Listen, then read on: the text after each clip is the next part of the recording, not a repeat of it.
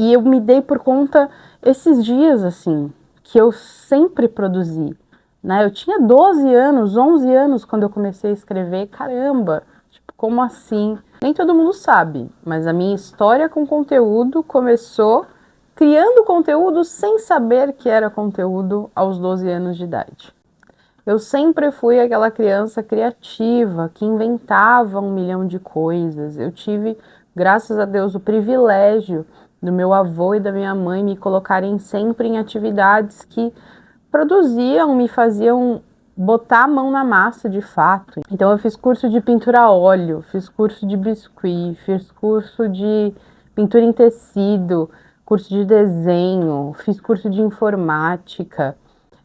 Tudo que me incentivasse a ser mais artística, meu avô e minha mãe sempre me colocaram para fazer. E eu sou muito grata por eles terem me dado essa oportunidade e terem feito sacrifícios para que eu pudesse estar fazendo esses cursos, enfim, aprendendo cada vez mais, porque isso me inspirou criativamente. Eu era o tipo de criança que inventava tudo, então eu não podia ver coisas paradas em casa, um perfume que eu não usava, uma canetinha que você pegava, lembra a canetinha, você tirava ali a parte da tinta da canetinha, que era um algodão com a tinta, eu juntava tudo aquilo e fazia uma nova fragrância, ou eu fingia que era uma porção de Harry Potter, e aí eu ia lá e eu lembro que eu estraguei toda a jardineira que era da janela do meu quarto, que tinha umas plantas, porque eu ficava inventando esses negócios, caía tudo nas plantas e matou tudo.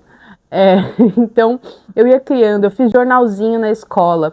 Eu lembro que eu pegava o dinheiro que eu tinha e aí eu recortava as tirinhas que existiam no jornal, né? Tirinhas de quadrinho. Eu fazia algumas pautas, então eu colocava ali algumas informações daquela semana do pessoal, então eu escrevia e depois eu pegava meu dinheirinho, tirava xerox e distribuía para o pessoal na sala de aula. Olha só, eu estava criando conteúdo, eu estava criando entretenimento de alguma forma, né? E eu nem imaginava isso. Há uns meses atrás, quando eu comecei a pensar um pouco sobre isso, né? Como tudo isso começou, como essa minha paixão por fazer vídeos, essa minha paixão por criar conteúdos e estratégias para os meus clientes, né? Como eu caí nessa área de marketing, gestão de redes sociais, social media, enfim. E eu comecei a olhar para trás, né? Fazer essa retrospectiva da onde tudo isso surgiu, qual foi o ponto inicial disso tudo. E para chegar até aqui, viver e ter minha renda 100% voltada ao marketing, à estratégia, à criação de conteúdo, olhar para esses princípios de quando eu era mais nova, né? Essas visões do que eu vivia e que hoje, de uma forma, um upgrade da forma de fazer isso, de trabalhar com isso, eu continuo atuando com coisas que eu era muito boa na minha infância, né? Eu amava fazer isso, assim como eu continuo amando. Mas para chegar até aqui também houve muita resiliência. Eu passei por muitos momentos da minha vida que vocês devem ter visto já em diversos outros vídeos, um pouco sobre como a minha trajetória de fato me trouxe até aqui e me tornou quem eu sou. E eu acho que um ponto importante sobre a criação de conteúdo e como eu vejo a minha vida como um conteúdo e como o conteúdo em si transformou minha vida, vem lá de trás dessa bagagem, como eu falei, com 12 anos, na época do falecido Orkut, eu tinha uma webnovela, né, uma fanfic, que naquela época você criava uma comunidade ou você postava a sua novela em uma comunidade onde você criava uma história com personagens baseados, sejam em filmes, séries, enfim, famosos. E eu lembro que nessa época eu criei essa webnovela. Mas por que eu criei essa webnovela? Entra outro ponto-chave que eu acho também da questão do conteúdo e como as nossas influências, né, ao nosso redor também formam quem a gente é. Meus pais começaram a assistir uma série chamada Lost, que muitos de vocês devem conhecer, foi muito famosa na época, também foi muito polêmico o final dela. Mas a grande questão dessa série foi que ali eu aprendi como eram as viradas do roteiro, como entreter as pessoas, gerar curiosidade, fazer as pessoas quererem mais, plot twists, como desenvolver um plot twist. Olha só, eu aprendi tudo isso muito jovem. O público-alvo, que eram pessoas, né, adolescentes como eu, que estavam ali lendo, foi um sucesso, né? E eu consegui desenvolver isso. Então, Lost me trouxe de uma forma ou de outra esse ensinamento, né, dessa parte de roteiro, de como envolver. E quando eu levei isso para a webnovela, eu de fato fazia como eram nas séries antigamente, que você tinha que esperar o episódio para passar na TV, né? Como ainda acontece, né, em alguns, né, às vezes não liberam a série completa. Então tinha hora, todo domingo, 8 horas da noite, saía um episódio da webnovela. E era muito incrível, porque era realmente esse feeling mesmo de série. E eu lembro que as pessoas comentavam e falavam super bem. Eu tenho alguns prints aqui, porque eu fazia também trailers para introduzir as temporadas. Foram 5 temporadas, então eu fazia trailers para introduzir essas temporadas. E aí o pessoal comentava, né, nos trailers. Super básico, gente, simples, bem no Windows Movie Maker, sabe? Coisas assim. E aí eu acho que isso prova outra coisa que às vezes a gente se fecha muito na criação de conteúdo, que é o perfeccionismo. Eu fazia esses trailers, eu fazia essas histórias, esses plots com o mínimo do que eu tinha de conhecimento, de edição, né? Enfim. E outra, né? Eu era criativa, então eu fazia o que eu conseguia construir ali, envolver as pessoas, e eu lembro que eu ainda usava o apelo musical, então eu deixava uma música instrumental ou uma música como sugestão para a pessoa ler o episódio ouvindo a música para ela se emocionar, e eu lia e relia também os episódios nesse formato para ver se eu ia gerar essa emoção. Então olha só quantas coisas, né, nesse meio do caminho, sem querer, eu de alguma forma ou de outra já estava vivenciando a criação de conteúdo, né? A criação de uma estratégia de lançamento, seja de episódio, seja enfim, para essas pessoas, para essa webnovela. E eu me dei por conta esses dias, assim, que eu sempre produzi, né? Eu tinha 12 anos, 11 anos quando eu comecei a escrever. Caramba, tipo, como assim? Sabe?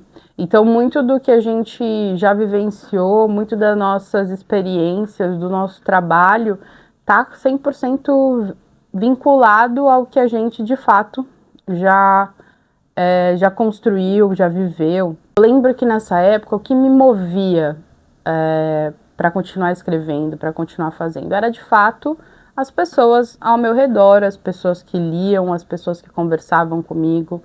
E isso me trouxe muita felicidade. Eu lembro que eu ficava muito feliz com tudo isso. Eu tentei publicar essa webnovela como um livro. Eu fui atrás de diversas... na época tinha umas revistas, Soda Teen, Capricho, tinha e-mail. Então a galera, que eram mais ou menos 5 mil leitores por mês, pedia para a galera se juntar e mandar e-mail para ver se eu conseguia um espaço, uma divulgação. Enfim, foi um movimento bem incrível para mim. E eu lembro que isso me motivava demais.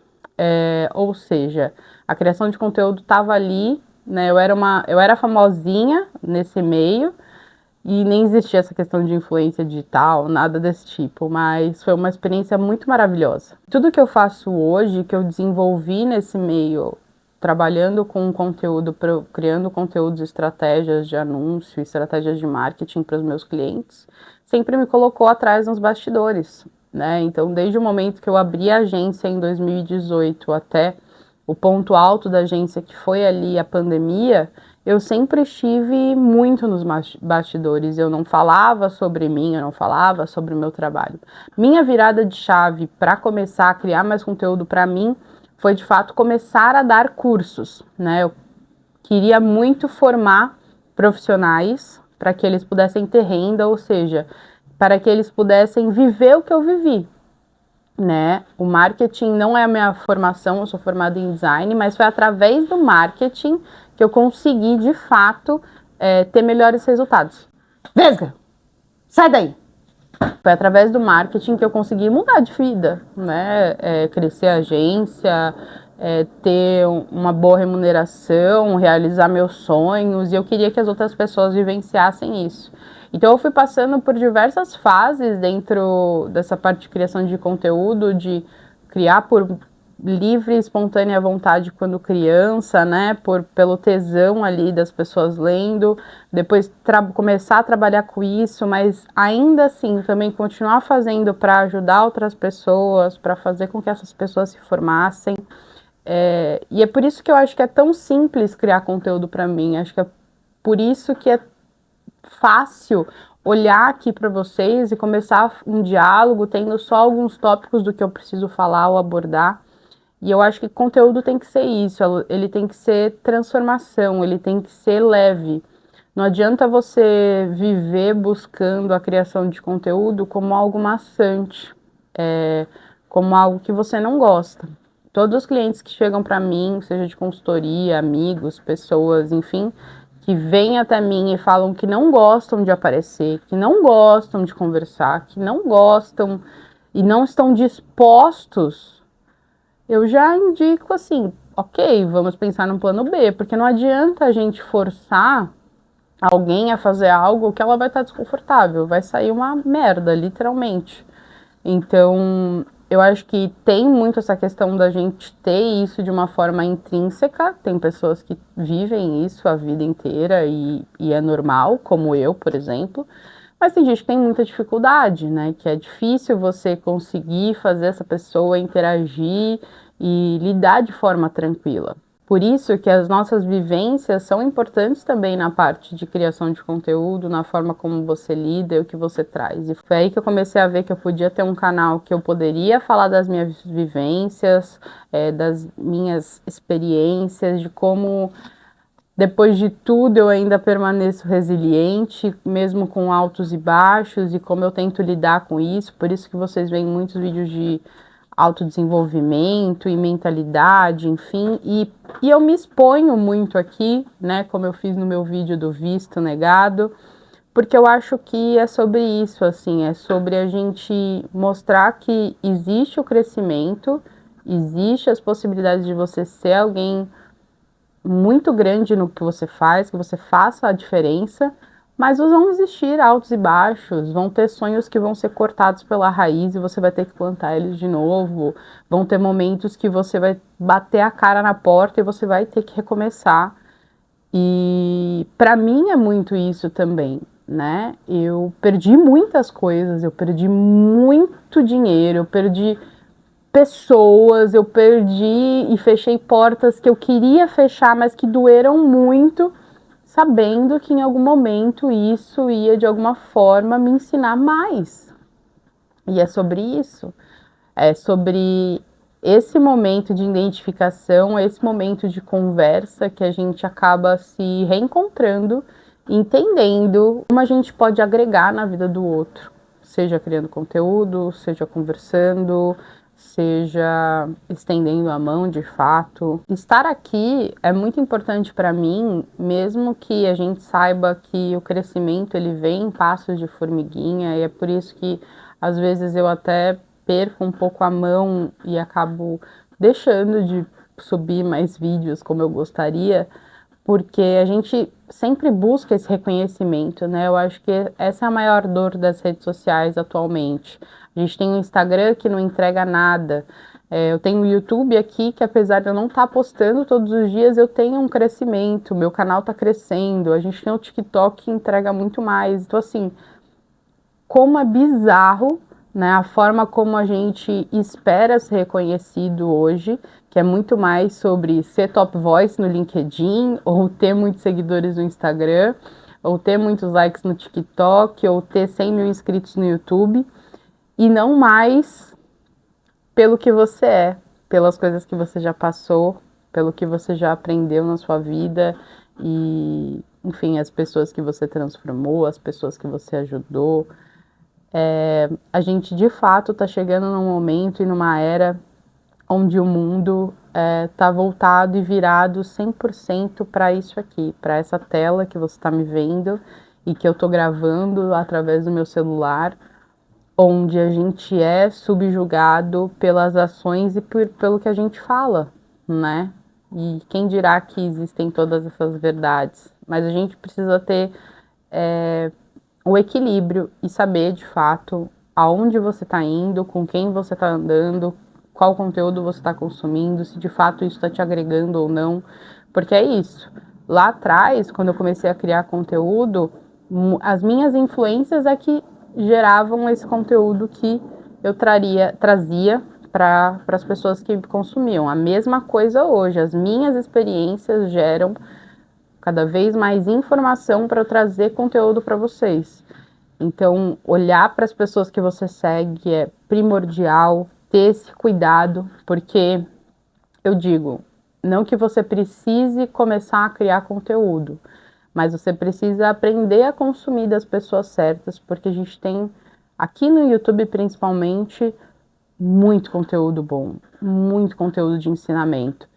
E a gente sabe que as redes sociais de entretenimento, como o Instagram e o TikTok, tem muito conteúdo chucro, muito conteúdo que não agrega. Então você precisa saber ser inteligente o suficiente para consumir, né, da melhor fonte ou da melhor forma. Não significa que você não pode ter um entretenimento, mas você precisa, de fato, olhar para onde você está colocando seu tempo. E eu acho que hoje, depois de tantos anos criando conteúdo de uma forma ou de outra, com internet, sem internet, eu vejo muito isso. Eu nunca vou deixar de criar. Eu sou uma pessoa que gosta de realizar. Eu vou lá, faço. Você me dá uma task que eu vou fazer, eu vou realizar o que você pedir para mim. Mas é necessário ter o cuidado de como você vai realizar isso, cuidado com as suas influências, com as suas vivências, para que você possa passar para os outros algo que seja interessante, que agregue de fato e que possa trazer e fazer a diferença na vida de alguém. Porque é para isso que eu acho que existe o conteúdo, é para isso que existem os influenciadores e as marcas. Você precisa fazer a diferença na vida de uma pessoa e não simplesmente vir aqui impor e falar 1 milhão de outras coisas que você acha que são certo e às vezes não é certo para todo mundo. Se você gostou desse vídeo, já deixa o seu like e se inscreve aqui no canal. Eu prometo trazer mais conteúdos como esse. E é claro, não deixa de comentar sobre o que você achou. Um super beijo.